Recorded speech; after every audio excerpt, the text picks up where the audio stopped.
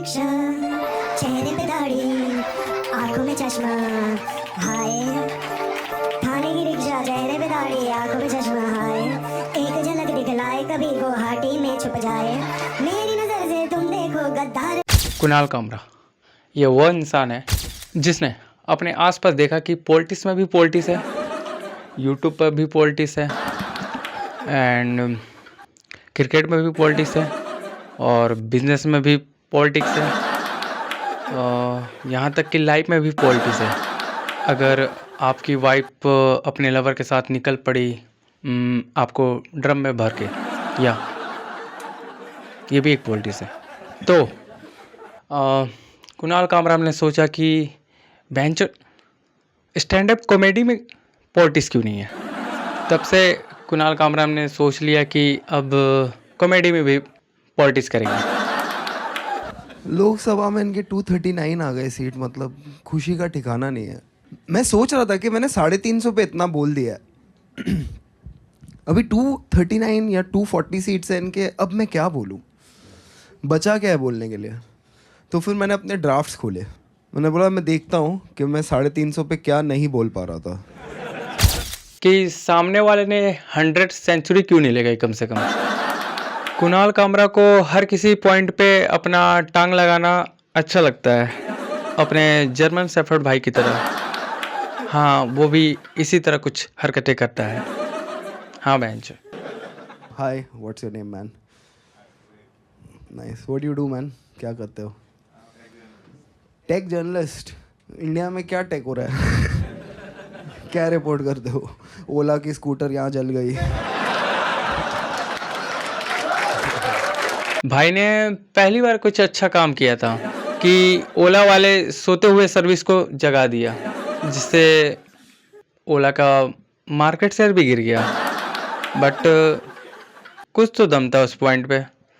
वहाँ बंदा वो ठीक था, मतलब सही था। बाकी तो अब तो चूतिया हो गया वैसे। टेक नहीं हो रहा, वही प्रॉब्लम है। चाइना की प्रॉब्लम है, बहुत टेक हो रहा है वहाँ पे। हाँ, अभी चाइना ने एआई ऐप बनाया डीप सीक, जिसने 10% स्टॉक्स गिरा दिए बड़ी बड़ी कंपनियों का। तो हमारे पास एस्ट्रोटॉक्स को छोड़ के और कोई इनोवेशन था नहीं।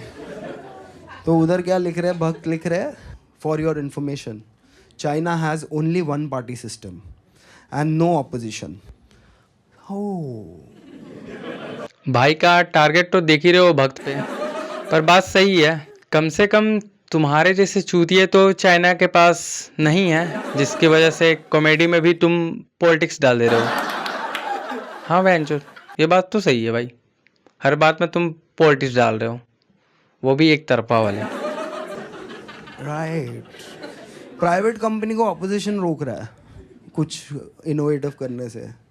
वो ओला वाला बैठा है कि मैं बढ़िया एआई बनाऊंगा, फिर राहुल गांधी आता है उसका लैपटॉप लेके फेंक देता है। इनोवेटिव काम करेगा। इनोवेशन के लिए मेरे पिताजी लैपटॉप नहीं लाए थे, ठीक है। कोई और बिजनेसमैन बैठा है, मैं कुछ इनोवेटिव करूंगा, केजरीवाल नीचे से गोटे दबा देता है उसको। इनोवेटिव करेगा, वन पार्टी सिस्टम में ही इनोवेशन हो सकता है, ठीक है। ऐसे लिखते हैं ना ये लोग। भाई का थॉट तो देख रहे हो ना। तुमको लग रहा होगा कि यह इन्वेस्टन रोकने वाले का नाम बता रहे हैं, जैसे राहुल केजरीवाल, बट बात तो कुछ और है। तुम अगर समझ गए हो तो हिपोक्रेसी का भी सीमा होती है, समझ रहे हो ना। तरफ देखते हुए बोला, ये कोई चाय है बहनचोद?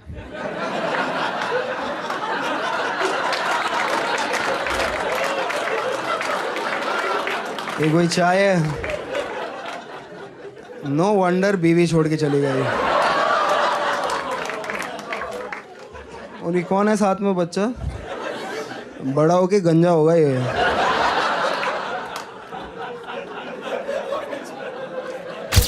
कुछ समझ आया तुम सभी को? नहीं ना भाई, ये नरेंद्र मोदी के बारे में बोल रहा है, और बाकी जो सेकंड पर्सन है वो उनको तो तुम जानते ही हो, तुम लोग समझदार हो।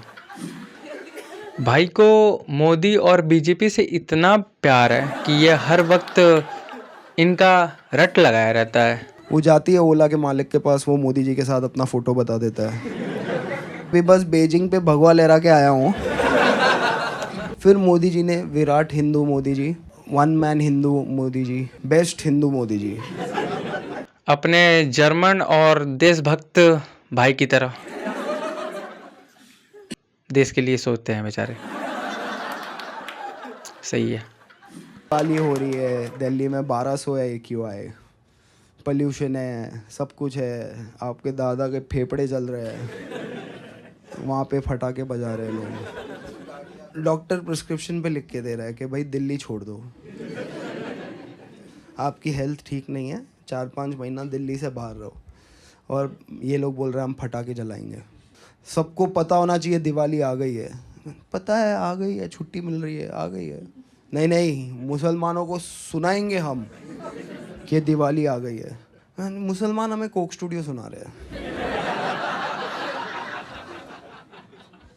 हम रिटर्न में उनको बम सुना रहे हैं। वो भी ऐसे सोचने लग गए तो प्रॉब्लम हो जाएगा। सुनाओ हमारा फेस्टिवल आया है, व्हाट वियर्ड फेटिश। इस जैसे सोच रखने वाले चूतिए की वजह से कोई अपना फेस्टिवल भी नहीं मना सकता।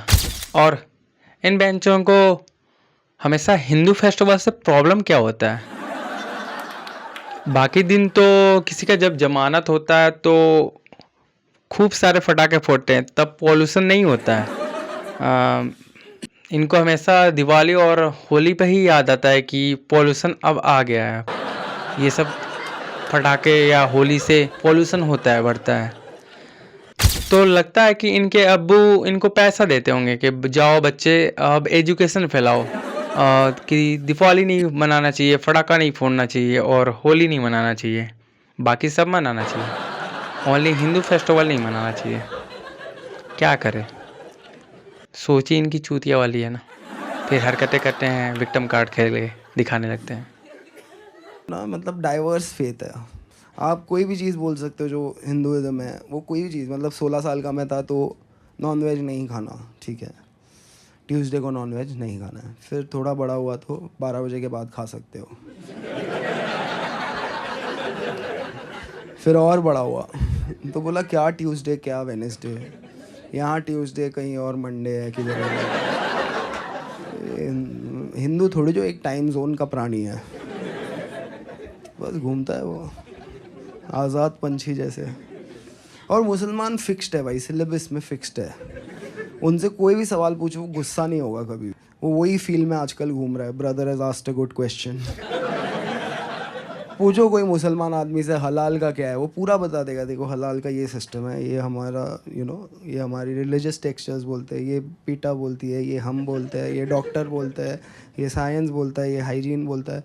हिंदू उसमें बोल रहा है बहुत बोल लिया आपने, शांति रखो थोड़ी।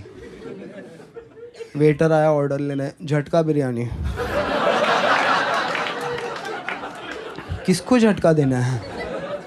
झटका वेज बिरयानी। एक झटके में आलू काटो, उसके बगैर नहीं। इन बेंचों के चक्कर में हिंदुओं के कल्चर पर सवाल उठता है इनकी हरकतों से। यह तो मस्त कूल होकर हिंदुओं के बारे में जो मन में आए भला बुरा वो बोल देते हैं। दम तो है नहीं कि माइनॉरिटी वाले को कुछ बोल के दिखाए, नहीं तो हलाल हो जाओगे। ये भी बात तो सही है। जब तक ये देश के बुड्ढे फ्री है। अरे यार, फ्रीडम देने का एक तरीका होता है, लेने का भी एक तरीका होना चाहिए। सब चीज़ से रिटायर करो, वोटिंग से रिटायर करो। 65 के आप हो गए, अभी क्यों जाना है वोट करने? किसका फ्यूचर चूज करना है? बैठो इधर आराम से। देखो 18 हाँ भाई, उनके हाथ में दे देते हैं देश, जो बोलते हैं कि एक तरफ से आलू डालो और दूसरे तरफ से सोना निकलेगा। ऐसे सोच वाले को देश चलाने के लिए आई थिंक देना चाहिए मेरे ख्याल से। इनकी तो बकचोदी चलते रहेगी हमेशा, हिंदू, बीजेपी और मोदी पे। ये कभी रुकने वाले नहीं हैं, क्योंकि इनके अब्बू कोई और है। इन सभी का हमेशा टारगेट हिंदुज़म रहा है, क्योंकि इनसे अपोजिट वाले इनको सपोर्ट जो करते हैं। और ज़्यादा कुछ कर रहे हो तो ये छोटे बच्चे की तरह संविधान दिखाने लगते हैं अपने पापा की तरह, इस तरह से कि भाई कानून नाम की भी कोई चीज़ है, फ्रीडम ऑफ स्पीच। ये नहीं सोचते कि तुम कहाँ क्या बोल रहे हो। मैटर थोड़ा ना है भाई, बाद में संविधान दिखा देंगे कि संविधान है भाई।